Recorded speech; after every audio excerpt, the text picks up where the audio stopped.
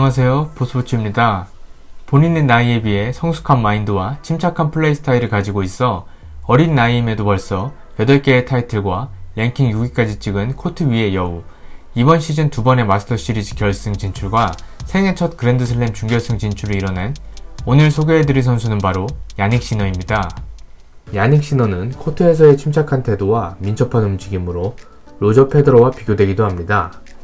페더러도 시너의 경기 밸런스에 대해 시너는 포핸드와 백핸드의 스트로크의 파괴력이 거의 비슷하다며 칭찬하곤 했었는데요.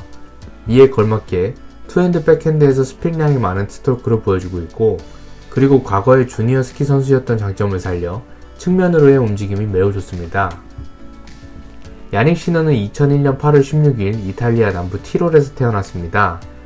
부모님이 스키 산장에서 일하고 있었던 덕분에 3살 때부터 스키와 테니스를 시작했었고, 특히 스키는 8살에 전국 선수권 대회에서 우승하고 12살에는 전국 2위를 차지할 정도로 소질을 보여주기도 했었습니다.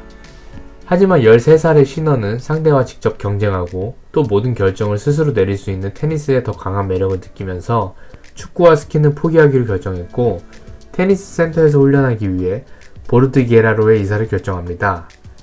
주니어 커리어에서 시너는 딱 한 번만 A등급 토너먼트에 참가할 정도로 주니어 서킷에는 집중하지는 않았고, 가장 높은 랭킹이 비교적 낮은 133이었습니다. 주니어 커리어를 뒤로하고 2018년에 바로 프로로 전향한 야닉 시너는 ATP 챌린지 투어에 간간히 와일드카드 자격으로 참가하면서 경험을 차곡차곡 쌓아가기 시작합니다. 2019년에는 후반기부터 챌린저 투어보다 ATP 투어에서 더 많은 경기를 뛰기 시작했고, 연말에 유러피안 오픈에서는 와일드카드로 출전해 당시 1번 시드였던 가엘 몽피스를 꺾고 준결승까지 진출했습니다. 이번 준결승 진출로 야닉 시너는 탑 100 안에 진입하게 됐고, 시즌 막바지에는 ATP 넥스트젠 파이널에 와일드카드 자격으로 출전하게 됩니다. 티와 포아 험버트, 이머와 같은 조였던 야닉 시너는 2승 1패로 준결승에 진출했고, 준결승에서 케크마노비치, 결승에서 1번 시드였던 알렉스 드미노를 3대0으로 꺾으면서 우승을 차지했습니다. 이번 우승으로 야닉 시너는 2019년 ATP 올해의 신인에 선정되는 영예를 누렸습니다. 2020년에는 코비드19로 인해 ATP 투어가 중단된 이후 로마 마스터스에 참가했는데 2라운드에서 당시 세계 랭킹 6위였던 치치파스를 꺾으며 3라운드까지 진출했습니다.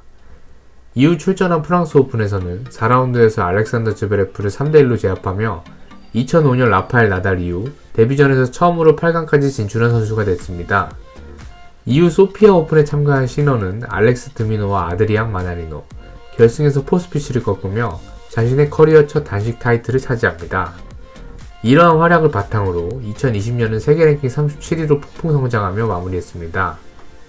2021년에는 멜버른 원 오픈에 참가하여 또 우승을 차지하며 자신의 두 번째 타이틀을 획득했고, 이후 참가한 마이애미 마스터스에서는 21번 시드를 배정받았습니다.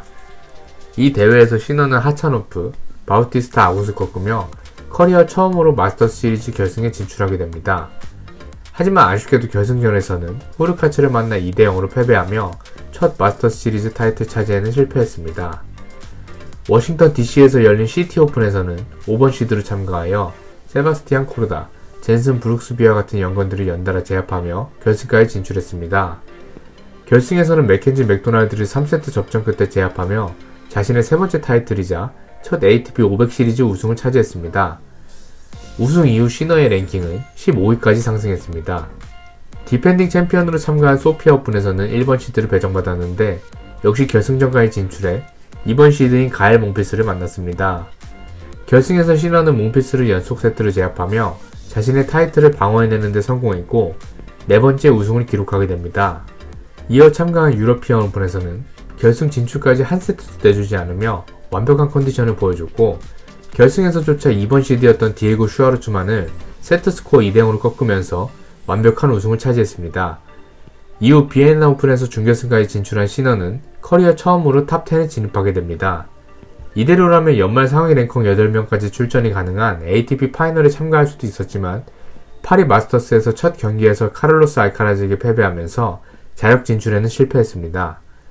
하지만 ATP 파이널 도중 같은 국적의 마테오 베레티니가 복부 부상을 호소하며 기권하게 됐고, 빈 자리를 시너가 채우게 됩니다.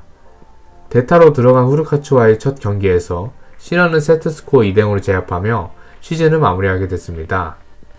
2022년에는 호주 오픈에서 생애 두 번째로 메이저 대회 8강에 진출했지만 8강에서 4번 시드였던 치치파스에게 패배하며 대회를 마무리했습니다.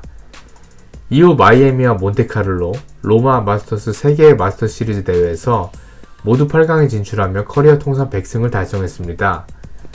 윈블던에서는 바브린카, 존 이스너, 알카라즈를 꺾으며 8강에 진출했습니다.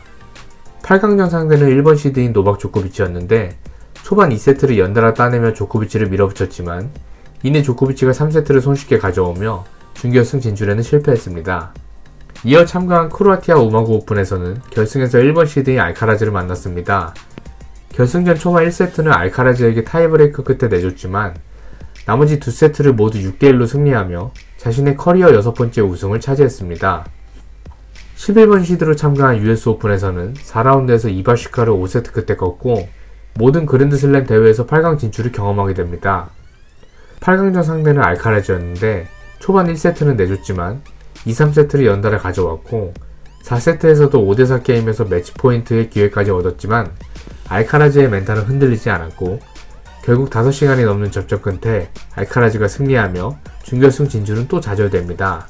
2023년에는 몽펠리에 오픈에서 한 세트도 내주지 않고 우승을 차지하며 7번째 타이틀을 획득했고 호주 오픈에서는 4라운드에서 준우승자 치치파스를 만나 5세트 접전 끝에 탈락했습니다.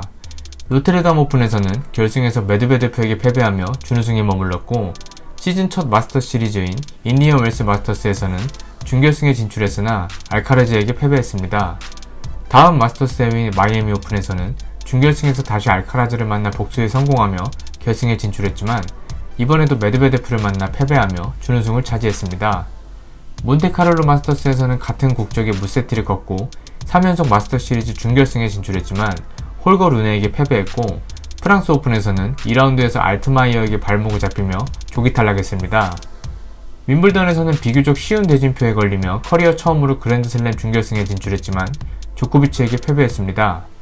이후 출전한 캐나다 마스터스에서는 7번 시드로 참가해 베레티니, 앤디 머레이, 몽피스, 토미 폴을 물리치며 결승에 진출했고 결승전에서는 커리어 처음으로 마스터 시리즈 결승에 진출한 알렉스 드미노를 상대로 6대4, 6대1로 손쉽게 제압하며 커리어 첫 마스터 시리즈 타이틀을 차지했습니다.